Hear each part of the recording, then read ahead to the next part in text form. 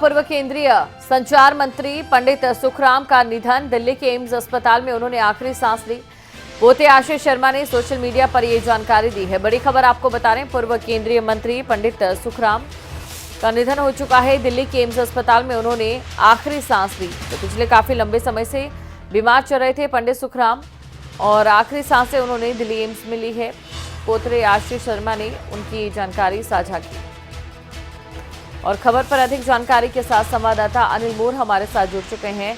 अनिल, बहुत ही दुखद खबर ये सामने आई है, पूर्व केंद्रीय मंत्री अब यादों में ही रहेंगे। बिल्कुल, देखिए एक दुखद खबर है हिमाचल प्रदेश के लिए और देश के लिए। एक वरिष्ठ नेता रहे, पूर्व में केंद्र में मंत्री रहे पंडित सुखराम अब इस दुनिया में नहीं रहे। उनका देहांत हो गया। दरअसल उनको कई दिन पहले ब्रेन स्ट्रोक हुआ था, फिर उनको मंडी में एडमिट करवाया गया, फिर उसके बाद उनको सीधा एडमिट किया गया एम्स के लिए और एम्स में उनको दाखिल किया गया था। जो जानकारी मिल रही है, देर रात उनका देहांत, उनका निधन हो गया। जो ये जानकारी उनके पोते की तरफ से सोशल मीडिया पर शेयर की गई और कहीं ना कहीं एक दुखद खबर हिमाचल प्रदेश की राजनीति के लिए कह सकते हैं, क्योंकि अगर पंडित सुखराम की बात करें, उनको हिमाचल प्रदेश का चाणक्य कहा जाता था। वो 5 बार विधायक बने, 3 बार सांसद बने, केंद्र में कई बार मंत्री बने, कई प्रधानमंत्रियों के साथ उन्होंने काम किया और कहीं ना कहीं उस लिहाज से एक वरिष्ठ नेता से उनका एक बड़ा कर्ज था और कहीं ना कहीं एक दुखद खबर हिमाचल प्रदेश के लिए थी। बिल्कुल दुखद खबर ही हिमाचल प्रदेश के लिए। अनिल, बने रहिए आप हमारे साथ। हिमाचल प्रदेश के ब्यूरो चीफ अरुण उनियाल जी भी हमारे साथ जुड़ चुके हैं। अरुण जी, अभी देखा जाए तो कुल मिलाकर ये कहना गलत नहीं होगा कि एक राजनीति में एक ऐसी हस्ती थी, राजनीति में एक ऐसे बड़े दर्जे के नेता थे जिन्होंने हिमाचल प्रदेश की राजनीति को एक नई दिशा भी दी थी।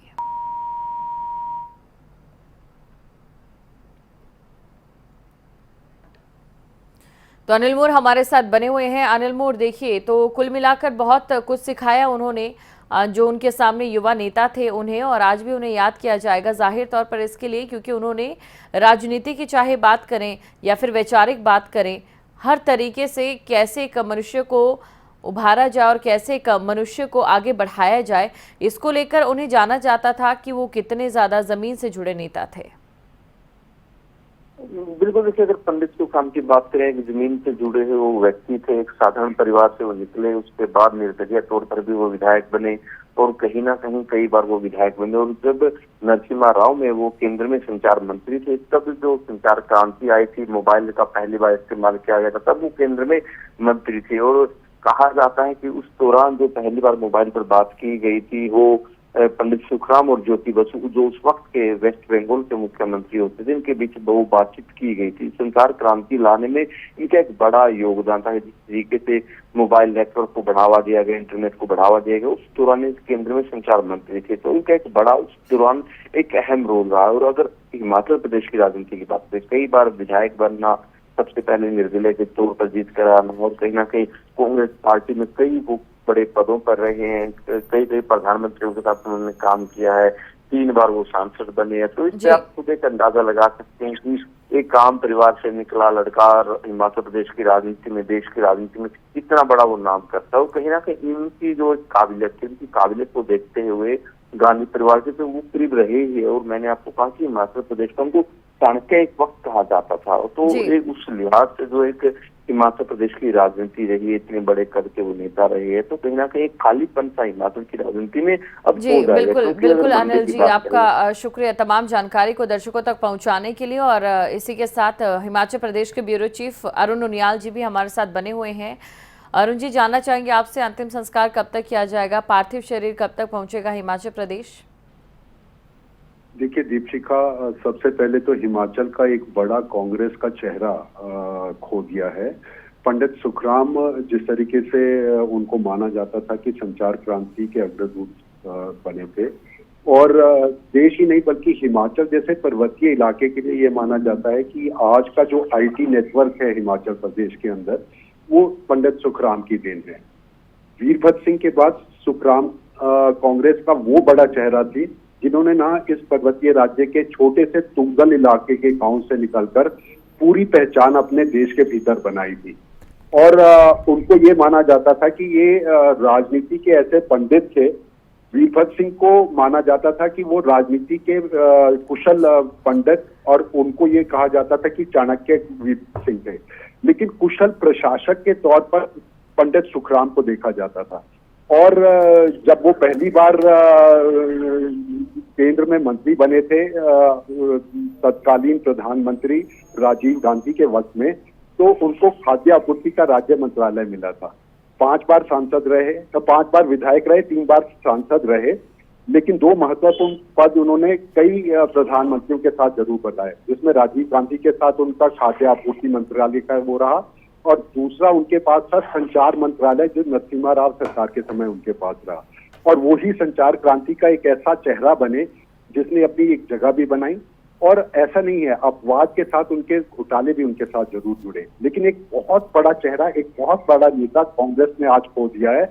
और हिमाचल की राजनीति नहीं, देश की राजनीति में जो इससे एक शून्य पैदा हुआ है, उसको लेकर सभी तरफ जो है एक दुख का माहौल, और हिमाचल में एक बड़े नेता को खो देने का गम जो है वो जरूर दिखाई देने लगा है। दिल्ली में उन्होंने अंतिम सांस ली थी। माना यह जा रहा है कि दिल्ली में तमाम नेता जो होंगे वो आज उनके पार्थिव शरीर को देखना, उनको श्रद्धांजलि देने के बाद उनको वापस मंडी में आज लाया जा सकता है।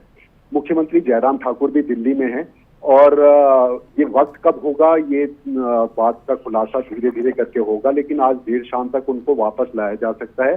दिल्ली में पहले श्रद्धांजलि देने का जो है वो उससे ऊपर वो बन सकता है। अभी जो खास जानकारी इसको लेकर ये नहीं है कि वो वक्त कौन सा होगा। दीपिका, बिल्कुल अरुण, और देखिए खास बात यहाँ पर ये भी देखी गई कि अभी पिछले कुछ दिनों जब उनकी तबीयत खराब रही तो किस तरीके से दुआओं का दौर चला। खुद सीएम जयराम ठाकुर जाते हैं, उनका हालचाल जानते हैं, जो दिखाता है कि चाहे बात राजनीतिक मतभेद की हो, लेकिन जो वैचारिक मतभेद है वो कभी उनका किसी भी नेता के साथ नहीं हुआ। सीएम जयराम ठाकुर वहाँ पहुँचते हैं और उनके लिए हर संभव मदद करने की कोशिश भी उनकी रहती है। देखिए दीपशिखा, राजनीति के भीतर राजनीतिक दल किसका है ये ज्यादा नहीं, लेकिन जयराम ठाकुर ने हर वक्त हर मौके के ऊपर इस तरह का अपना एक जो मानवीय चेहरा है वो जरूर दिखाया। आप याद करें, जब पूर्व मुख्यमंत्री वीरभद्र सिंह बीमार हुए थे तो उनको हिमाचल लाना चंडीगढ़ से, जब पंडित सुखराम का ब्रेन स्ट्रोक का ये हुआ, उनको दिल्ली ले जाने के लिए सरकार का हेलीकॉप्टर देना, और कल वो दिल्ली चले गए थे। अब इसको इस बात से भी जोड़कर देखा जा रहा है कि दिल्ली के अपने उसके बाद अगर पंडित सुखराम के लिए कोई बड़ा काम करने के लिए था, जब वो मुसीबत में थे, जब वो ब्रेन स्ट्रोक के इस घातक उसके साथ अपने चपेट में थे, तो खुद उनके बेटे अनिल शर्मा ने ट्वीट कर मुख्यमंत्री का धन्यवाद किया था। उन्होंने कहा कि हमारे दिल्ली पहुंचने से पहले तमाम तरह के इंतजाम मुख्यमंत्री जयराम ठाकुर ने करवा दिए थे। हेलीकॉप्टर के देने से लेकर इस तरह के इंतजाम देने के साथ मुख्यमंत्री जयराम ठाकुर का ये माननीय चेहरा जरूर सामने आया है, और ये तमाम मौकों पर आया है। लेकिन इसे राजनीति के भीतर अपवाद भी माना जा सकता है। राजनीतिक दल कोई भी हो, पंडित सुखराम खुद में एक ऐसे बड़े चेहरा, एक बड़े नेता थे जिनको लेकर ये माना जा सकता है कि कोई भी मुख्यमंत्री होता शायद इसी तरह का व्यवहार उनके साथ किया जाता। लेकिन हिमाचल ने एक बहुत बड़ा नेता खोया, एक राजनीतिक शून्यता आज इसमें पैदा हुई है। और हिमाचल की राजनीति के भीतर अगर हम कहेंगे तो जो पुरानी पीढ़ी है उनको खो देने के बाद नई पीढ़ी की राजनीति के चेहरे सामने जरूर आ रहे हैं। और ऐसे में पंडित सुखराम का चला जाना कांग्रेस पार्टी नहीं, हम बार बार कह रहे हैं, देश के लिए भी एक बड़ा नुकसान जरूर है। और आज उनके पार्थिव शरीर को दिल्ली में कुछ राजनीतिक नेताओं के श्रद्धांजलि देने के बाद उनको वापस मंडी में जरूर लाया जाएगा। दीपिका, बिल्कुल, राजनीति के उस दौर की बात करें जब पंडित सुखराम काफ़ी ज़्यादा सक्रिय थे, और जैसा कि आपने बताया कि किस तरीके से उन्होंने ना सिर्फ राज्य की बल्कि केंद्र की राजनीति में भी अपना एक अहम योगदान दिया।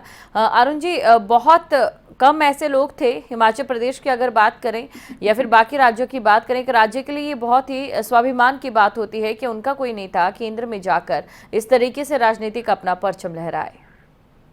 देखिए दीपिका, 2-3 बातें जो हैं पंडित सुखराम के साथ जोड़कर जरूर कही जाती है। जैसा मैंने पहले कहा कि राजनीति के चाणक्य को 2 कदम राजनीति को आगे समझने वाला नेता माना जाता था पूर्व मुख्यमंत्री वीरभद्र सिंह को।